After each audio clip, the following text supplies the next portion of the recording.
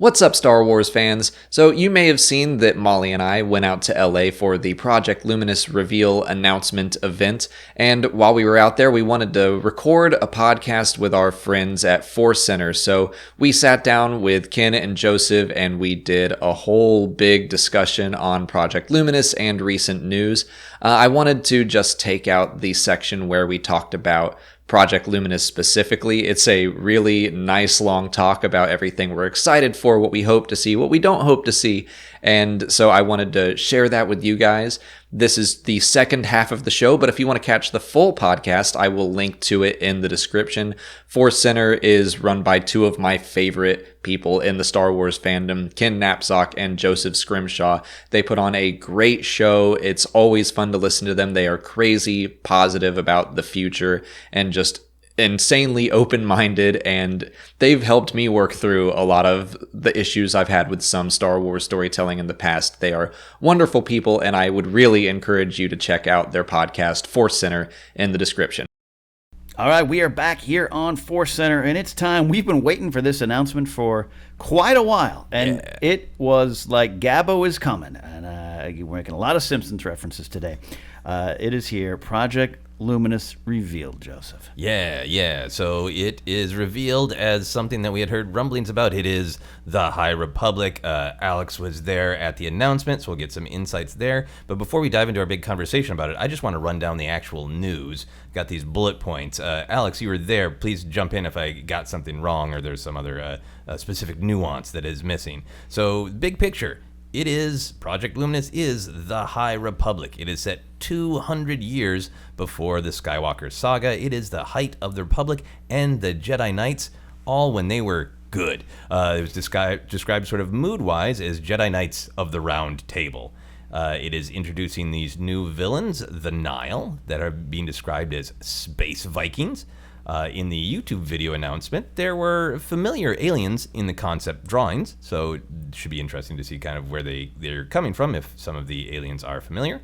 Also in the YouTube video describing this, their motto, the Space Vikings Nile, motto was described as, you can't take it with you, but we can take it from you. Which sounds like a really menacing greeting card. So I appreciate that from the Nile. The story is going to be told across comic books for all ages, with more partners to come. The little video they flashed up included things like Insight Editions, which publishes a lot of the kind of flavor things that aren't narrative necessarily. Viz Media, which is known for doing manga. DK, which of course does the visual dictionary, so a lot more partners coming that aren't just strictly narrative. And then the general conflict. Where's the conflict coming from if everything's so good? It's been described that the Republic's borders are still being expanded, so there's a sort of Wild West territorial vibe. There is a disaster that happens that is the catalyst of this storytelling, and they also confirmed that there are still scoundrels and bounty hunters. Don't worry, it's not just Jedi. There are people for the Jedi to perhaps look down upon, like scoundrels and bounty hunters, and fight with. The primary authors include Claudia Gray, Justina Ireland, Daniel Jose Older, Kevin Scott, and Charles Sewell. And the first book is going to be Star Wars, The High Republic, Light of the Jedi by Charles Sewell. It's going to be an adult book, and it is out August 25th, 2020, right before Star Wars Celebration in Anaheim, so people can pick if they want to stay up and party or go back to their hotel rooms and just voraciously read. And then to wrap it up, StarWars.com, their actual text article says, this period on the Star Wars timeline will not overlap any of the film features or series currently planned for production, giving creators and partners a vast amount of room to tell Star Wars stories with new adventures and original characters. So that is kind of a big picture look at what the actual narrative is going to look like when it's set, and some of the kind of behind the scenes details. Alex, what other kind of nuances or ideas did you hear at the actual event? The only thing that really jumped out at me, and it stopped me if we're going to talk about this later, had to do with the Nile and just kind of their attitude. They described them as being very punk rock, and specifically incredibly different from the First Order or the Empire or even the Sith Empire. It looks like they are kind of like Mandalorians, like a group of people, not like the Yuuzhan Vong, who are just one race coming into attack. It's like a group of like-minded bad people that are going to be this threat. Yeah, I likened them to the the Cloud Riders, but if they were actual bad guys. Yeah, I think that's pretty apt. In the concept art, they were shown with like gas masks, and they said that was very intentional. And Charles Soule vaguely said that they can use hyperspace in a dangerous and interesting way. It also sounds like the Great Disaster is going to be hyperspace based. This is pure speculation, but some of the books, their synopses have said that these Jedi are being pulled out of hyperspace across the galaxy. So I think that maybe, I don't know, the Nile could hit like a button and just shut hyperspace down and maybe strand people in various parts of the galaxy. And maybe the Great Disaster is like, oh, hyperspace doesn't work anymore all of a sudden, and we're all stuck. That's pure speculation on my part. But that's about it. I think you hit everything else. Excellent. Yeah, that's a great description of the Nile. I heard the Space Vikings thing, but the more punk rock aesthetic being on purpose. And like, you know, these aren't your granddaddy's Star Wars villains, kids kind of vibe. Every time they enter a scene, there's like a... Yeah, when the Nile aren't on screen, everybody should be asking where the Nile are. That guy from Mad Max. Yeah. Oh, yeah, the do-for-yer. That's pretty awesome. Well, let's dig into it then. Ken, I'll start with you. What excites you about this project? What are the good things for you? I am intrigued by all of it. I am. This announcement showed up. It kind of matched everything we heard, and I am personally I wouldn't use the word excited to describe me about anything on this, but I'm very intrigued. Okay. But what pulled me in a little bit more, I saw the concept art of the Jedi and everything, and I went, okay. It was the Nile, because of what you're describing. It's not some giant army trying to take over the world that all, stormtroopers and everything. And I love that stuff, but hey, something cool comes in. And it is the Wild West territory land grab idea and the Viking thing of as the galaxy expands and they've got to, again, now I'm just speculating of like, is there a battle for land, planets, systems, hyperspace? And that's why it's important to the growth of the galaxy. That does start to excite me. Yeah, pull me into it. Okay, great. I'm sure I'm going to have a map, and I love maps. Yeah. If you combine the reality of Vikings and Wild West, we can kind of just hear those as genre ideas. Yeah. But the reality of those is people deciding that this land should be mine in very aggressive ways, and it should either be a testament to what I believe in, or I just believe that anything that exists should be mine. So I'm gonna come take it, and that gets to be some very different kind of storytelling than a government takeover, which is basically different iterations of Star Wars conflict have been government takeover versus this planet should belong to me, should belong to our culture. Well, now I'm kind of wondering with the Wild West, maybe so the Republic is supposed to be not as big as we know it to be. And they're growing, so maybe it is kind of like a government takeover, but we're following the government doing the takeover. And like the Nile are like, hey, like we've been here, and I'm sure they won't be ruling very nicely on the planets that they control, but it could be like a flip of what we're used to seeing. Yeah, it makes me think lots of Star Trek things too. If the Jedi it seems very important that the Jedi are heroes, that they are good, that they align with kind of our general current cultural idea of what is good. So that makes me think real Star Trek things of like when the Federation is pure, when the Jedi are like, we don't aggressively take people's planets, so we would probably go to a planet and say, would you like to be a part of the Republic? While the Space Vikings would probably come in and go, we're taking this. Yeah. And that's really interesting to me. I do love that the Nile have a Game of Thrones house sigil motto kind of combination there. Yeah. Very Greyjoy, Oh, yeah. We do not sow. Gonna pay the hyperspace price for things, I guess. Yeah. So, Alex, for you, what is exciting in all of this? Just how new it is. Like I said, like the Nile are going to be different from the Sith Empire and the Galactic Empire and the First Order. They're going to be different from the Yuzon Vong. Like, this is going to be something that no Star Wars fan has really ever experienced before. We're going to an era that was never really explored, even in Legends. So it's like there's nothing to compare it to. There's no baggage. Like, this is all just new. And that's something that Charles Soule said at the thing. He was like, that was a driving force, is just us going, what's new that's never been done, but still feels like Star Wars that we can do now. Yeah, awesome. Molly?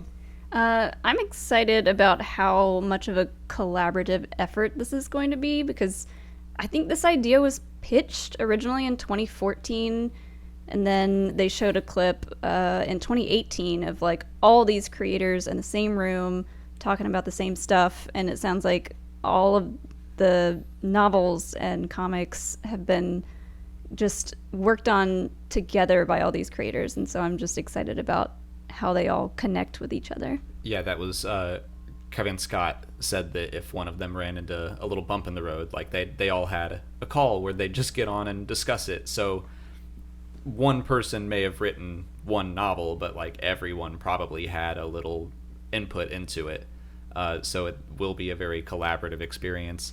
And after the presentation, I was talking with Mike Siglane, and he said that this is like Shadows of the Empire times 1,000. Okay. Where Shadows of the Empire told one story in like 3 parts, and you had to read all the parts to get that one story. But this is going to be like one big story, and then to fill in all the gaps, you'll need to read all the books and all the comics.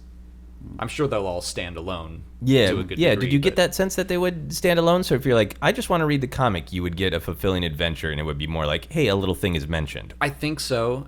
I'll go into speculation mode again, but I think that we're probably going to get like Charles Soule will set up one hero, and then Justina Ireland is going to set up another, and then Claudia Gray, and then maybe they're all going to come together as an Avengers type event. I mean, Okay. they even called this Phase 1. Yeah, I was gonna say the idea So- of this being phase 1 makes me think that this is gonna come to an interesting point where they all kind of meet up.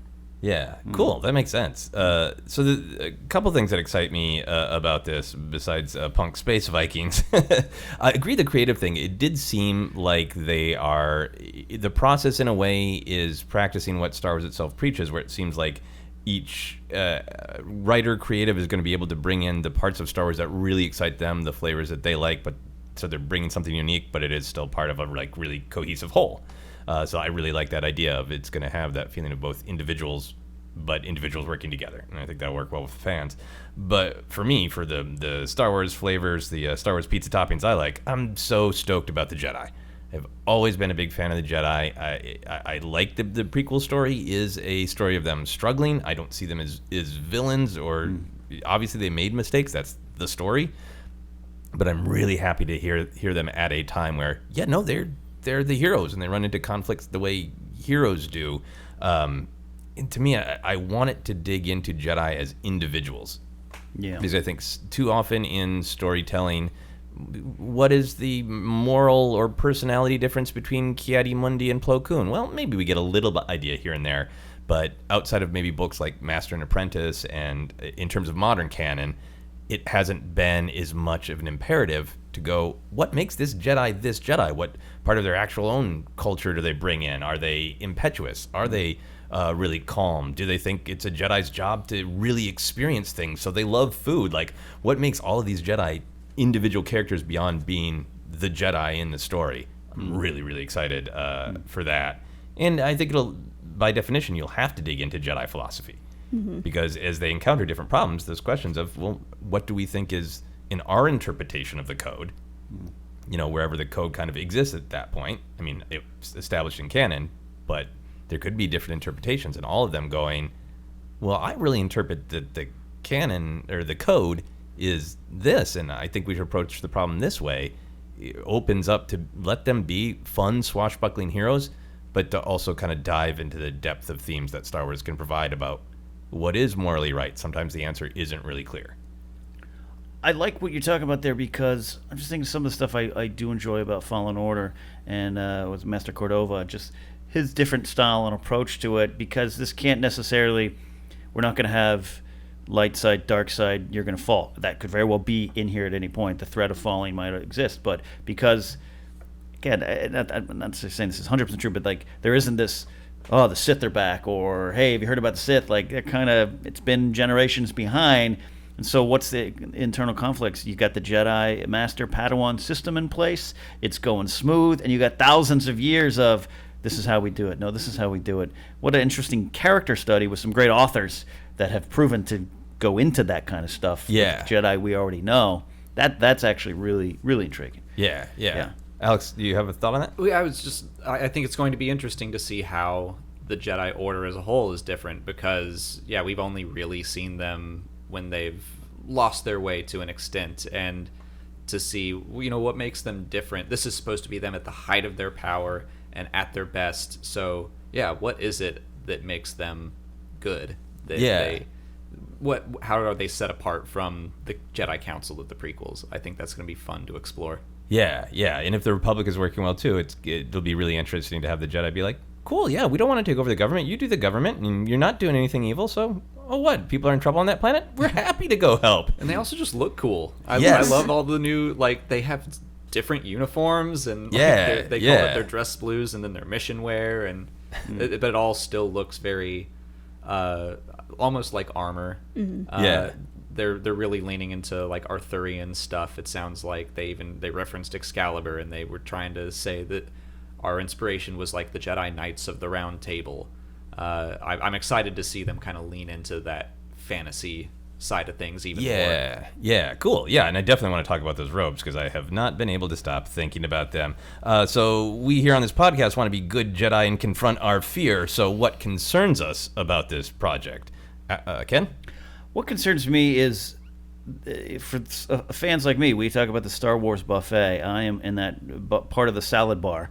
It's like, where's Darth Vader, the Emperor, and the Stormtroopers? Where's my Rebels versus the Empire? And am I going to be interested in, this is even before the announcement, am I going to be interested in another villain? And you mentioned Yuzhan Vong. I am infamously, people hate me for it, but I cannot stand that concept of the Yuzhan Vong, and that's why long before I pulled out of Legends, but just was like, nope, not for me. Even the Grisk in the Thrawn trilogy stuff going on right now, I'm like, not for me. It's not how I look at Star Wars. But again, this is a buffet, so I've got to confront that and know there's croutons, there's kidney beans, there's a lot of things to put on your Star Wars salad. And all the stuff here, that's why I keep saying I'm intrigued, because I'm intrigued by this world building, this thing they got going on. I know James Wan's involved, and he helped build out the lore in Overwatch. He's got a lot of skills in that, and every one of these authors has been great and just really kind of diving deep into some deeper into some of the deeper themes in Star Wars. They go even deeper than the deep, if that makes sense. So I've just got to confront that in myself, because you and I know we have, you're, oh God, Jedi. This is what I did on Twitter. Lightsabers. Yeah. And then it was like, ooh, who are these? Oh, looks like the Clash in Star Wars. Apparently, yeah. But Space Vikings and everything, then that starts pulling in me. So this is a personal journey for me of, what is Star Wars to me? And if the stuff we're talking about's there, but the Emperor's not going to be here. Yeah. But every time in recent canon where we have encountered a Jedi with a little bit more distinct personality and perspective, like, Cordova, you really liked him. I am spacing on his name, but the Jedi in Master and Apprentice. The cowboy Jedi? The wearing his bathrobe, having sex Jedi. Rail.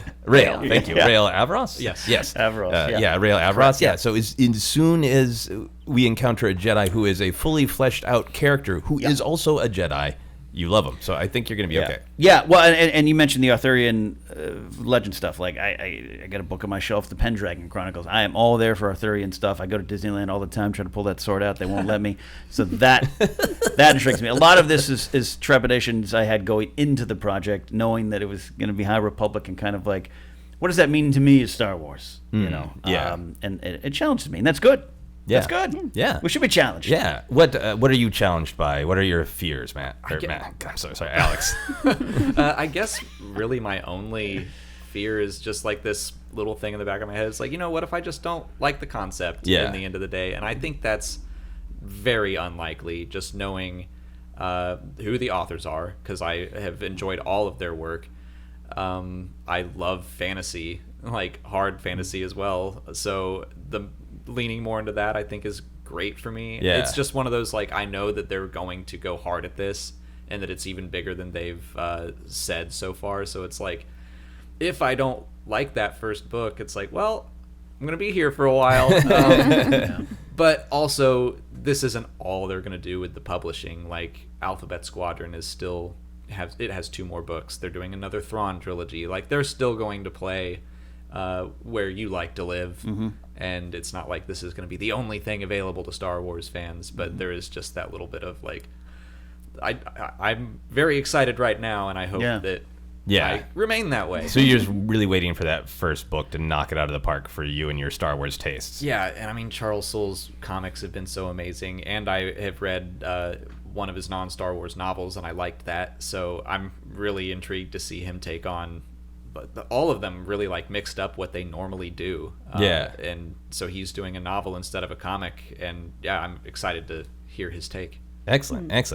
Moving on. I'm sorry about the Matt thing. I combined Alex and Molly in my mind, and somehow it came out as Matt, which is what I think you should name your baby Yoda baby. Anyway, Molly.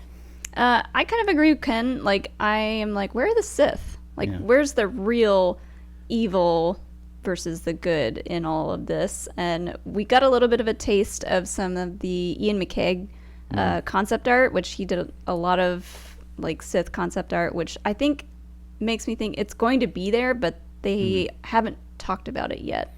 Did they, in the video where they talk about something wicked with this way comes? They And there was another quote that we're going to talk about next a little bit that I think dives into that. But that's your main thing. If you want to know that the Jedi are going to be fully challenged by the evil, or is it more aesthetically? You're like, I like the Sith. Wear them red lightsabers. I guess it's a little bit of both, because like I like the idea of these new bad guys, steampunk rock bad guys, but like I want the evil magic. We've got the good magic. I want the evil magic to balance it out. Okay. We've talked about it before, just like the idea that this is kind of an exciting time for the Sith, where they're supposed to be secretive. So it could be a thing where maybe they do pop up, and they're like, "Oh, but we have to hide. We can't openly attack anything." Oh, and they're like, "Great, the punk space Vikings are doing it for us." And Good maybe job. maybe they're helping the Nile behind the scenes. I wanted that is that's a great point, because even I fall for the trap of, well, look, if the Phantom Menace, the Sith returned, it wasn't like they just poof came back. There was the rule, the line was not broken, and not that I need it. I think we're on the same page of I don't necessarily need it. The cackling Emperor shows up. I'm also 2,000 years old now. Like, I don't need that. But Baby Palpatine. they're Build a sheave. I don't necessarily need that, but it is still at play for me in the story. And then we're just openly speculating. But to have who's behind the Nile? We don't know, but there's something behind it. That's intriguing. We'll see if that happens. I gotta be open to all paths that are opening up in front of me in this new story. But that's interesting to me. Yeah, definitely. The Sith are out there haunting the possibilities. For me, the things that I'm afraid of is. I don't think this will happen, but what if it doesn't break new ground enough? Because the new is so exciting. And what if it does feel a little like, we're not quite getting to new stuff with Jedi, we've been here before. I'm not too worried about that with these authors, because I think they're all really hungry to share new ideas. So that's a minor fear. I think my actual biggest fear is I don't want them to limit the Jedi powers. That's why I was never really intrigued by the Yuuzhan Vong back in the day, when I know everybody loves the Thrawn novels, but the idea of the Ysalamiri, or however you choose to say that, having little anti-force bubbles, it's everywhere. It's not a superpower. And if these space Vikings are going to challenge them, I want it to be because they're like the Mandalorian and they have Jedi tactics, or they push Jedi into positions where morally the Jedi could absolutely snap their fingers and break their necks, but they feel like kind of chess moved morally into their power is being broken. Or, if, to your speculation, they're targeting Jedi and they strand 2 alone on a planet and then send 80 Nile space Vikings and things like that. All that stuff is intriguing to me, but just any sort of this planet's not strong in the Force and we're depowered, or they came up with a device, they hit a button in the Jedi. It's one of the only things that really gets me going in the negative side of what I like is don't depower the Jedi, come up with challenges. Yeah. You kind of just touched on something that this could be a little concerning, where we know that the Mandalorian Wars happened, and that the Mandalorians developed technology to battle the Jedi. I imagine we're going to explore that sooner or later, and now it's like, well, I hope the Nile aren't too similar to the Mandalorians. Yeah. It sounds like they're going to be different enough, and maybe if they're focusing on these hyperspace abilities, whatever they are, that'll be distinct. Yeah. It's definitely a concern to keep that newness actually new. My only other fear, which is kind of a joke, is what if it's really, really awesome and it just makes people more critical of the films? Look, I'm already bracing for the impact of because this is very impressively planned, and we always hear that word, plan. There was just no way to do this with the movies based on the time of the sale. You could not.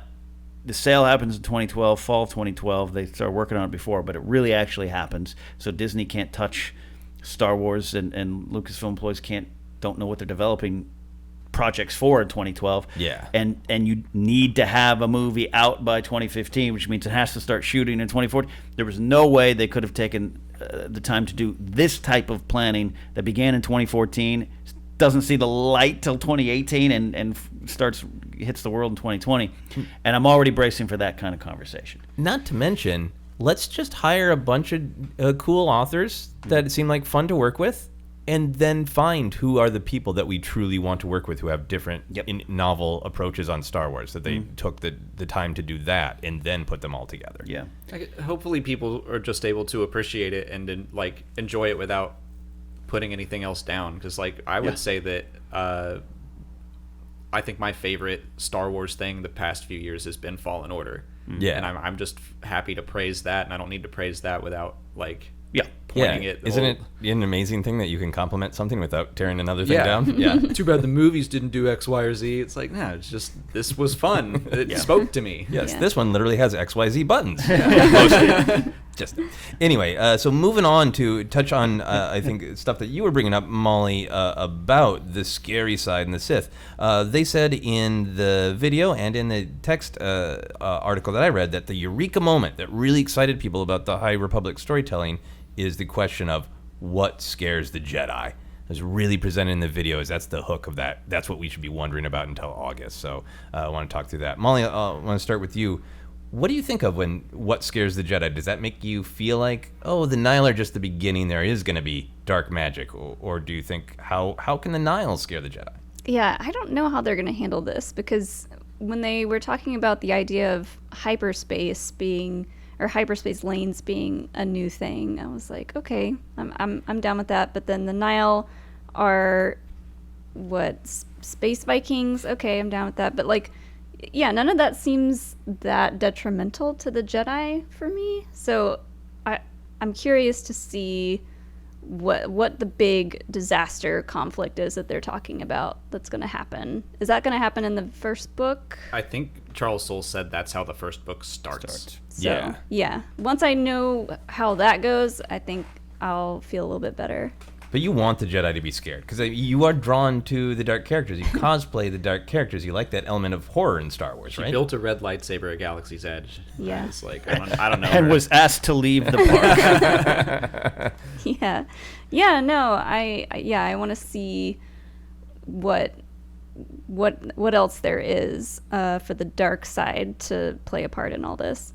Yeah, that's a really great point, of that even if the Sith aren't present, the dark side is naturally a challenge to people who support the light. Alex, what are you thinking? Well, I like what you were saying about not limiting them for their powers, but limiting them morally. I think that's a good idea. What scares them is maybe changing their ideals, or having them challenged and having to be like, well, when is it okay to kill someone? And maybe this is the Jedi at the height of their power.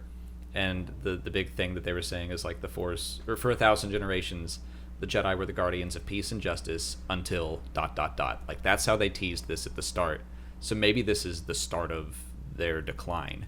Maybe this is the last time they were at their best, and we're going to see them do some not great things. Yeah. And which characters stick to the light, which characters don't so much, but are still technically Jedi. And we could see that start to crumble. Right, because some Jedi could fall to the dark side without being Sith. And it is interesting, people were thinking it was more 500 years before the prequels, and now it's 200. And yeah, this could be, now we fall down for 2 centuries and get to the prequel era. Yeah, 200 years of tumbling. Yeah. Uh, That sounds awesome. What scares the Jedi? What does that mean to you, Ken? Great stuff, because I think on the surface level you're gonna think the return of the Sith, these dark powers losing their powers. But yeah, to piggyback off what Alex said, which follows something you had said, is what if the Phantom Menace is the beginning of what we see, that what they fear, their loss of their moral center as an organization, the organization is slipping into arrogance, laziness, and ineffectiveness, or being too wrapped up. And if they've been going around for years and years and centuries and just, we're guardians of peace, we're helping expand, and now there's a land war grab and the Republic's getting more involved. Hey, you mind heading on out to this new planet we never heard about before? Is their fear losing who they are as guardians of peace and justice, and having it all slide slowly 200 years into what we see? Again, not directly attached to Phantom Menace, Attack of the Clones, Revenge of the Sith, but morally, emotionally attached to it. I think that could be something that scares them. Yeah, that's really interesting, because I think to me the flaw that is on screen in the Phantom Menace is rigidity. We don't train kids who already have an attachment to their parents, because that is a path. And without getting too prequel in, like, hey, let's explain why things happened, I'd be really interested in that concept of rigidity, of how many things come up where, like, hey, we tried it this way, it didn't work, and now it's like big hashtag never again. And it leads to some of the rigidity we see of, well, there are certain threats that there's no moral gray area for the Jedi. The only answer is you kill them, because, and that's their answer to the Sith. Everybody else, I feel like they would be like, well, what's the right path? But no, the Sith, they got to die. And if, not necessarily a Sith, but, do they get to that point where, like, here's the caveats, and here's where we get rigid about them and all that kind of thing. I'm interested in that. I'm interested in them being challenged personally, individually, morally. But the thing that jumps out to me is, if this group, the Nile, is people who are kind of bound around a philosophy, and they come from they're not just a different species, they're not just, hey, we found Rhodia and they're real different, but a group of people from all of these different systems who all think, you know what? Greed and selfishness are good. We will take what we want. That's dark side philosophy to the Jedi. And I wonder if they're in a point of complacency where, like, well, the Sith have been gone for centuries. Yeah. Maybe there's some rumblings about some rule of two, whatever. Probably some people don't believe it, whatever. However they want to handle that. But to see a big chunk of different species across the galaxy who have come together and said, actually, greed and possession and violence are exactly the right way. If that might just kind of, honestly, like, hurt the Jedi's feelings in this sort of big cosmic galactic way, to just know. I think, to put it in more real world terms, those moments where if you have a specific ideology and you maybe go on Facebook and just see, wow, a lot of people have this darker perspective. A lot of people are being nihilistic or angry in how it just kind of makes you feel about the world and your place in it. I think there's some great Star Wars storytelling to be done with that, of the Jedi going like, oh, a huge swath of the galaxy is just really down with greed and violence and death. Maybe we're not doing as great of a job as we thought. And I agree with you. I think the Nile, that philosophy has to remain intact, right? It can't be too, well, from our perspective, it makes too much sense, but I say that to, if there's some flavor, because I'm listening to you talk about how the Nile's going to be made up of different species and characters from across the galaxy. If a lot of them have had, like, you ever a bad experience with those Jedi?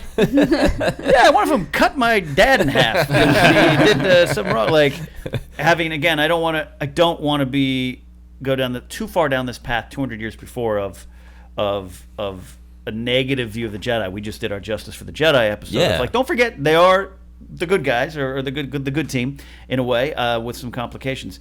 But that fuels some fire into, and then, by the way, greed is good. Yeah, and I'm looking forward to that. If of some just good guy, bad guy, where the Nile, like, come in and raid a village and kill people, and the Jedi are like, no, in defense of these people, we are going to push you very far away with the Force, like good guys, all that kind of stuff. I want to get back to something that Alex was talking about, which was a lot of the new stuff. The Jedi robes are kind of they're brighter and they're ornate. They have more like Jedi symbols on them in some of the cover art. There's a different lightsaber design where the actual cross saber is a physical thing that looks more like Excalibur. A lot more purple sabers. Wookiee Jedi. What is new and exciting? Alex, let's start with you since you kind of got exposed to more of this stuff. Well, actually, I was going to point out something that I was like trying to tweet the whole time, and I missed. Molly showed me that there's like a new looking darksaber almost. Yeah, it just looks like a black lightsaber. Someone said it was blue with a black core, which I was like, I don't know what that means, but I like it. To me, it looked like the black core, white glow. It might have had a blue glow, and it's not the darksaber. Yeah. But it might be that we get to learn a little more about how the darksaber was designed through seeing this, that it has like the same crystal, but it doesn't have that kind of like flat, I don't know, samurai sword looking thing with the energy in the middle. It looks like your standard lightsaber, but just black and white. And so like that's interesting. Yeah. And then there was also that one that has like one hilt, but 2 blades coming out of it. Oh, cool. And this is all concept art. I don't know if any of it's actually going to come into play. That's true. This could all just be Phil Noto being like, this looks fun, this looks fun. But some of the cover art, did they present that as final? I would assume so. And they really did talk about like the crossguard lightsaber quite a bit. And they likened it to Excalibur, but I think there were multiple colors, so I don't think it's just one lightsaber that's being passed around, but maybe it was just meant to be like an old style sword. Yeah, well, maybe that's what scares the Jedi is lightsaber shortage. Maybe they have to share lightsabers across the galaxy. Ken, what are you excited about in terms of new visually? I am interested in seeing the Jedi Order functioning at the height of its powers, as they keep saying, but just also how just vibrant and robust they were in these different outfits. I personally, I love the Jedi robes of the original trilogy prequel era, but I'm also now intrigued to be like, wow, they used to do that, and now they just put on some bathrobes. Like, you guys fell real far. So I'm interested in seeing like the Wookiee Jedi. Like, that's not something I've gone around going, I want to see that. But even with the Padawan in the Clone Wars, Gungi. I was going to look up his name while you talk, because I know I saw that, and that was something that excited me. Like, oh yeah, we can really expand who is a Jedi. Yeah, have fun with that, and not feel I'm tied to Chewie. Yeah. That's great. Buryaga Agathuri is what I wrote down. Did they just say it out loud? Yeah, Charles just said, yeah, that's Buryaga Agathuri, and everyone was like, okay. And I loved your attempt to type it out quickly. That was very impressive. Yeah, I'm super excited about the Wookiee Jedi because it is new, but apologies to Gungi, Padawan. I don't want to know what happened to him from the Clone Wars era. He's fine. He's fine. He's in the world between worlds. It's okay. It's okay. But just how exciting it is to remix some of the well-known Star Wars ingredients in it and feel brand new and fresh of just the excitement of the Wookiee in some different style lightsabers and the ornate robes. Really interesting to me because I like to think of the robes that we know as like, well, they dress like farmers. They're plain and humble. So and these people have like a gold cape with Jedi symbols on them. If it is just a different style, or is it more like we were flying our flag, we were loud and proud, and now we're a little bit more like we're humble citizens of the galaxy. But they were big at the event on saying like everything we're showing you has a purpose. There's a reason the Jedi look like this. There's a reason the Nihil have gas masks. Like, so yeah, I think what you were talking about, the prequels, they're wearing bathrobes. That maybe their ornate stuff is kind of symbolic of where their heads were at, and maybe they're to that rigidity. They're like, we shouldn't be dressing like this. Yeah. Molly, any of the other new stuff that you're excited about visually? Still very excited to see all the different and familiar like alien species as Jedi, but also the different age groups. Because so I'm not sure how they're gonna handle the whole training a Padawan thing and how old they are when that begins. Because one of the stories is about a 16-year-old Jedi. And a lot of female characters I'm very excited about. So yeah, just different age Jedi for all the different age stories. I think the ages probably going to be important as well Yeah. and interesting. I want a baby Jedi. You want to be? Hey, this kid can float box. He's ready. Put him out there. Put Stick him out a there. lightsaber in his hand. Don't point it at your face, kid. Yeah, but was there anything in what they described or that I'm forgetting that I think I saw a Padawan braid in the artwork, but it could be that the training system is less rigid, right? It could be a little bit more like people of the original trilogy era really imagine the Jedi as more nomadic, the way Obi-Wan's like, I found Anakin and I trained him. Right. You know, not like I brought him to the temple and put him into, the K through 12 Jedi school system. It could be that it is much more like, hey, I found a kid on a planet. He's 12. Trained him. Yeah. Good It might job. be like recently in the comics, Luke mentioned that some people are just more open to the Force and not necessarily more powerful, just more open to it. And I feel like maybe this generation of Jedi were just more, their doors were wide open. Oh, yeah, I like that. Jedi doors wide open. So in contrast to the new stuff, possibly some familiar stuff. Like I said, I thought I saw a Padawan braid. I don't know. I think the Jedi Temple seems like it's been established in canon as being much older. So the Jedi Temple is there. Then we have things like the Darksaber floating around. We know that the Sith are out there. Yoda is most certainly alive or a big liar in all other existing canon. So what are you wanting for the older, the familiar between Sith, Yoda, familiar planets, all that kind of stuff? Ken? I'd love to go. Yeah, and it would dance that line of like, oh, they're on Endor, that thing we know, versus like getting a little more history. Planet, an example of Endor. Maybe they do go to the other side. There's something there that just kind of it's fun nostalgia, but with a purpose. We'll probably have a bigger conversation about Yoda, but just like I want to see Jedi starfighters of the day. I haven't seen a lot of concept art of ships. Ooh, yeah. So what's familiar about that? And I'm interested in seeing Khorasan 200 years ago and getting to know some of the players there, some of the chancellors and senators and going on. And I know it's not necessarily going to be about the politics, but it's going to have to factor. The Jedi are sitting right there with them. And that relationship could be interesting and seeing a little bit more of the Jedi Temple. I just really like the Jedi Temple. I always have since I got to roam around it in that Battlefront 2 game. Like, just give me more of that, Yeah. I'd be interested in seeing more of that. Yeah. Jedi Temple. Alex, for old, what are you excited about? I was also going to say the Temple, and Cavan Scott and Dooku Jedi Lost mentioned the High Republic a handful of times, Right. and talked about like the Bogan collection. It's this secret thing of like the Jedi have been collecting dark side stuff, and they keep it in this room. And there was like a Sounds dangerous. well, there was like a kid a Padawan that Yeah. found it, and then like Yes. he eventually they said he got kicked out of the Order for something, and so like they're already doing some world building in That- books that came out last year. Yeah. Because we've been joking about the references in the recent comic books. Mm-hmm. I totally forgot that Jedi Lost would have a lot of groundwork be put in there. Yeah, not surprising at all. Sneaky, false, and tricksy. So you're excited about some of those connections in Jedi Temple, Jedi lore stuff. Yeah, and like Afra has shown I think this was older than 200, but there is an old Jedi starfighter that she finds at one point. So like I'm excited to see. I'm just a sucker for like, oh, we saw this thing when it was broken and now here it is working. So like if we were to go to Exegol even, if Yeah. the Sith were to pop up and they're like hanging out on Exegol when it looks a little better. Yeah. I'm a sucker for any of those kinds of things. Yeah, because it's old through a new lens because it's Right. a totally different time. So how are things changed at that place or that with that person? And they did talk about like the concept artists. They didn't really show off art of this, but they were like, yeah, people were drawing what does the Republic look like at this point? So what does Khorasan look like? And so yeah, it'll be cool to see all that stuff. Yeah. It's 1313, a happening, happy place to live. Right. Molly, Also, I expect it's going to be not as tall. Like yeah. like 1313 might be it might be the top. It might be the top, the skyscraper of the day. Yeah. The whole city is a planet, not as tall as it will be in the future.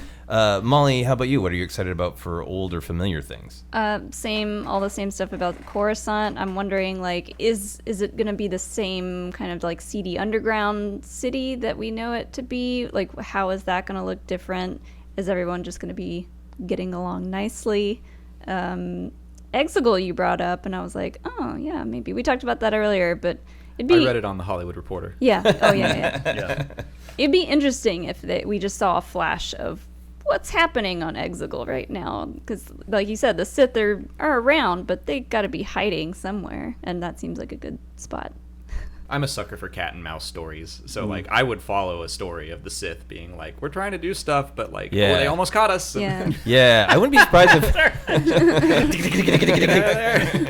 yes, that big cloud of smoke behind them as they quickly run away. Yeah, Get out, go away! I wonder if Sith aren't phase 2. Like now we've proved that we can do really, really new stuff, and now let's deal with the Sith trying to get their foot in the door of politics, trying to get their foot in the door of Khorasan because they're hanging out, in Moorband or whatever, Yeah, that'd be really interesting to me. I think for new, I'm all about all or old, I'm all about exploring Jedi stuff. But let's just talk Yoda.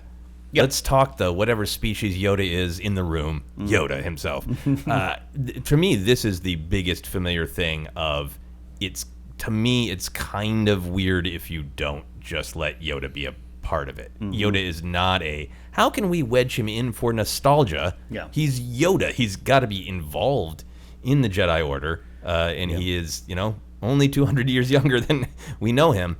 So what are your Yoda feelings, Ken? My Yoda feelings are, it makes sense. I understand you just mentioned, too, of like, hey, they might want to establish this outside of things you know at all. New keeps being the motto. But Yoda, Yaddle, Terra Sanube. Yeah. Huang the droid? Huyang, yeah, Professor Huyang. That stuff's established there. I want it to factor in at some point. I'll be totally understanding and respectful of the idea of, like, we don't want this to be a middle-aged Yoda adventure. Totally get that. I don't necessarily think I want that either. But the flavor of those kind of people around, I think would be something I would have strong expectations for. Yeah. What are your Yoda feelings? This basically feels like the same way I feel about Boba Fett and The Mandalorian, where I don't want Yoda to overshadow anything new. And at this point in The Mandalorian, I think I'd be okay with Boba Fett coming in. We've attached ourselves to the Mando and the child. And if Boba Fett's coming after that kid, we all hate Boba Fett now. So I just want them to spend some time with the new stuff. And then I think, Molly, you actually read someone that said something about Yoda coming back maybe at the end of Phase 1 or... Yeah, I just thought that would be a good idea to introduce him towards the end. Which that might have been just pure speculation. But yeah, that does feel like an end of Phase 1 kind of thing. Yeah, I mean... To bring this back around to the bad guys and the Sith. Get off it. Yoda. And like the idea of bringing the Sith in to Phase 2, maybe during Phase 1, Yoda is around, but he is with a couple of his buddies investigating the Sith, because we know in the prequels he knows about the Rule of Two and how, like, who the Sith are. Like, maybe we find out how he found all that stuff out about the Sith.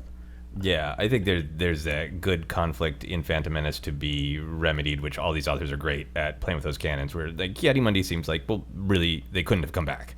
And then Yoda's like, but there's always two.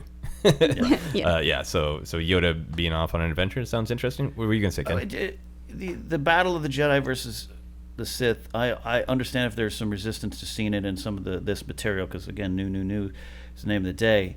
But in Star Wars canon, that's a thing. It exists. It's always there, even when it's not there. So to have it played with, but again, a second phase of this, I'm totally on board for that, because, like you said, I think it's really important for them to establish we can do this without things you're attached to, and telling people like me, calm down, have a Slurpee, and enjoy what's coming. Yeah, Yoda and Sith are coming. They're coming. Maybe. Yeah. So it's an interesting question. I'm sure. And I know they've clearly been talking about it themselves. Yeah, I think maybe this kind of goes to what you were saying, Molly. I think I would be content with it if Yoda is on Coruscant or doing something else, and in particular if he was on Coruscant and all of our stories are taking place out on the frontier, because it feels new, and then you could have passing reference of having our new Wookiee Jedi roar something about, well, Master Yoda once said to me, so we know that he's there. That's just not where the storytelling is yet, and then find him.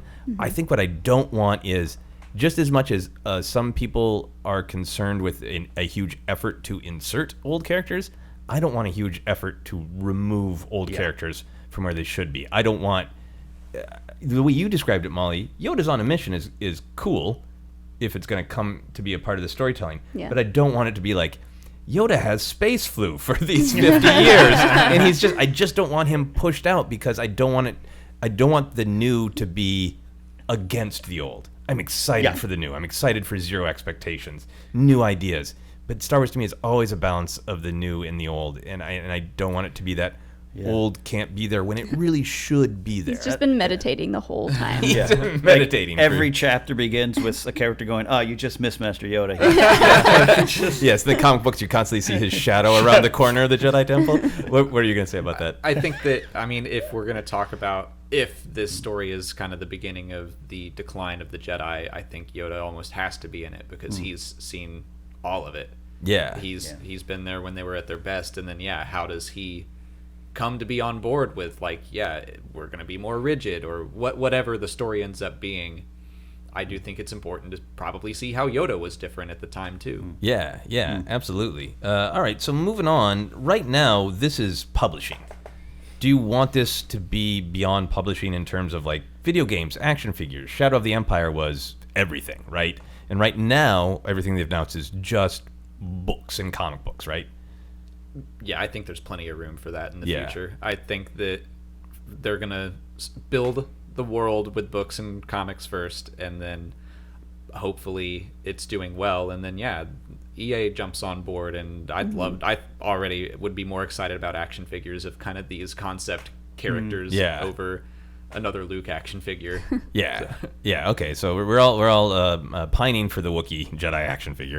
Ken, how do you feel about this? Are you happy that they're not immediately jumping in and this is just a publishing thing? Are you hungry for the full Shadows of the Empire multimedia experience? First of all, heresy for not wanting another Luke Skywalker figure. And by the way, shout out to all the people tweeting, I thought these were going to be movies. Go ahead and parse your rumors out a little bit more. I can dive into I think this is a well play. Alex, you said something in your fears earlier. There's a lot riding on this. There's 6 years or more of planning, research, how to do it, writing, talent behind it. And if that first book hits and it doesn't work in any way, shape, or form, and we know some people are going to be disappointed regardless. That's fine.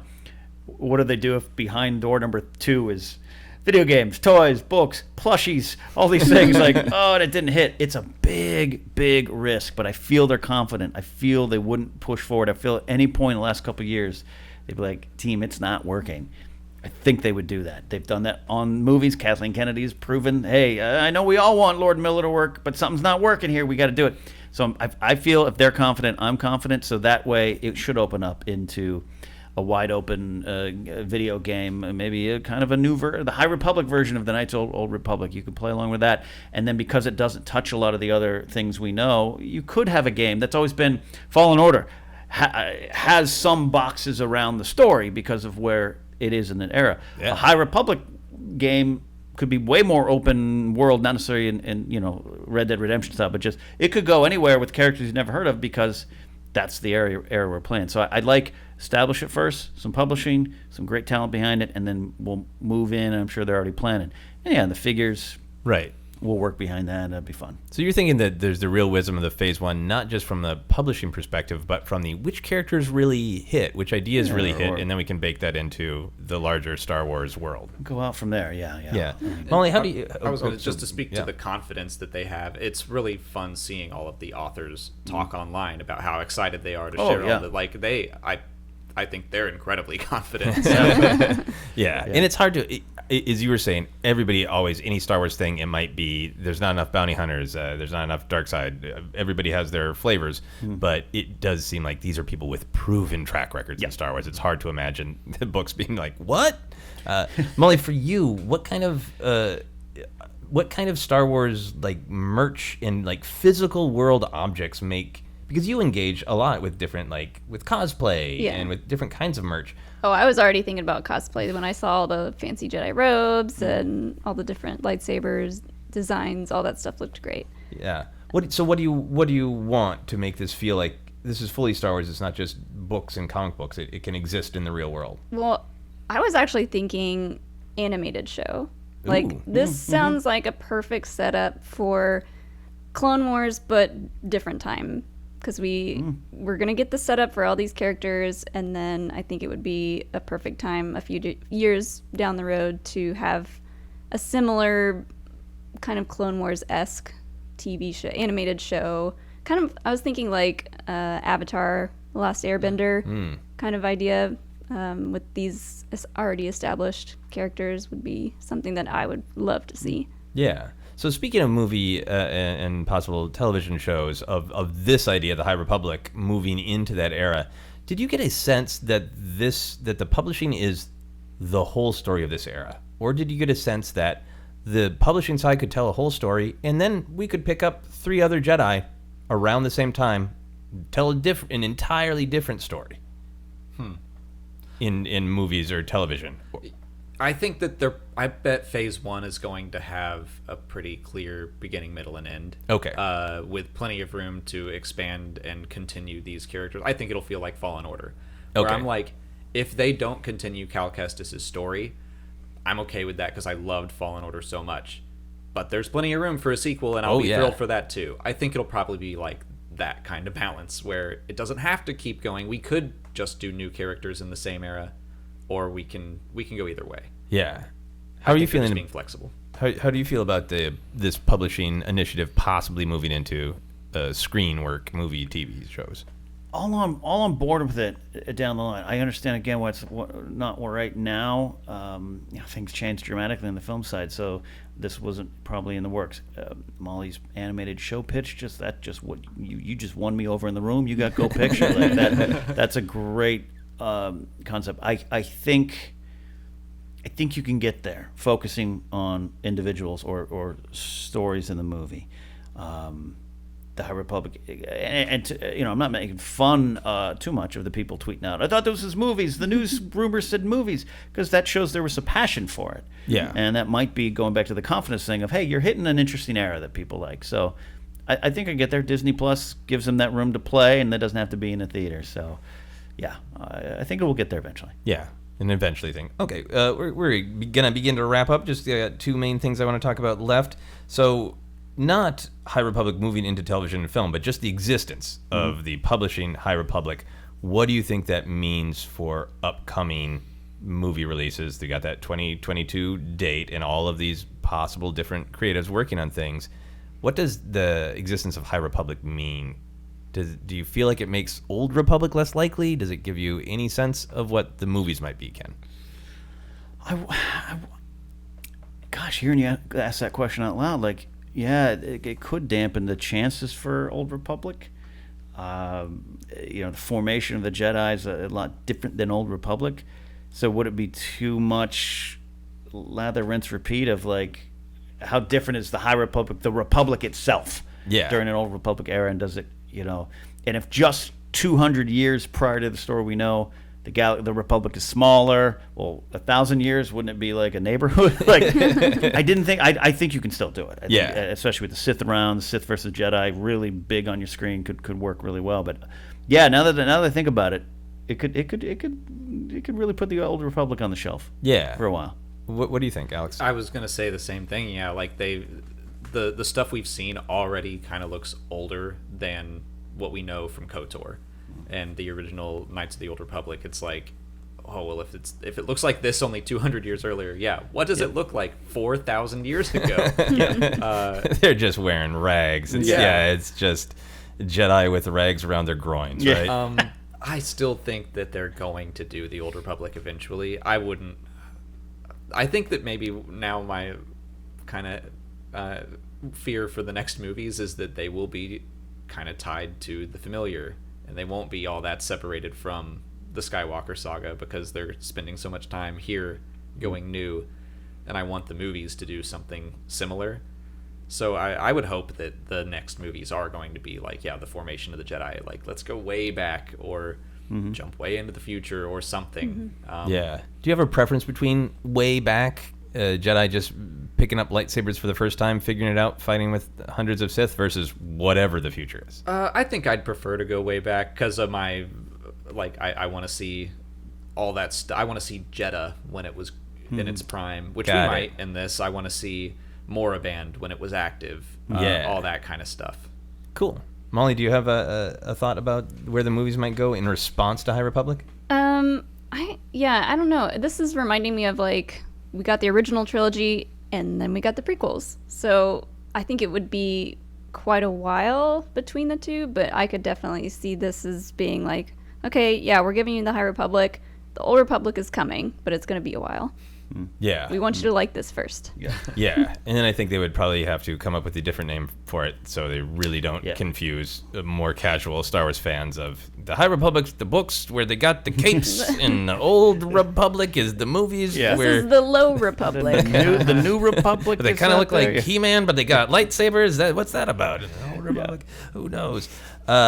So you mentioned this, Alex, to wrap up our conversation. On the publishing side, this is obviously going to take up a lot of bandwidth, a lot of space, but existing characters and eras are going to continue in publishing. Did they acknowledge that much in the meeting, or is that you're just going off of what we already know? I'm just going off of, we know there's another Thrawn trilogy. Alphabet Squadron 2 comes out this year, and the third one comes out next year. I don't think that this is going to be the only thing they do from now on. I haven't thought about what I really want out of publishing, because this is what I've wanted out of publishing. Yeah. I've been saying that I've enjoyed most of the books and comics, but they've also been very much in support of the movies. Right. Like every time we'd get like a Phasma book for The Last Jedi, and I loved the Phasma book, but like I really missed the Legends days where we got to see the books driving brand new large stories, and we haven't been getting that, so I want to see that again, and so now I'm getting it. So outside of that, I'm like, I don't know, more of that. More of that makes a ton of sense. Ken, for you, because High Republic is going to take up a lot of time, as Alex is so wisely saying, the publishing side isn't necessarily going to be in support of things unless the Mando young reader books are coming that I don't know about. What existing eras or characters do you still want explored in publishing?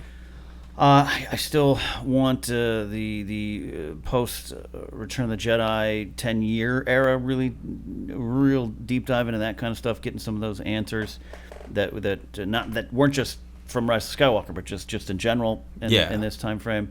I am intrigued with the formation of the Jedi Order. That whether that was true or not specifically, and we have reason to believe there was some truth to some of those stories. That does intrigue me going back. And is that more for movies? More for movies, yeah. But even then, did you?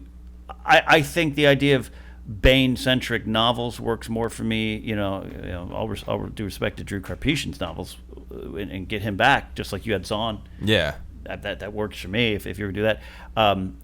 A Bane-led story works for me better in novel publishing side than a movie. Yeah, or a TV show maybe, but like the bad guy's up on screen for a movie, it kind of turns how storytelling a little bit too complicated.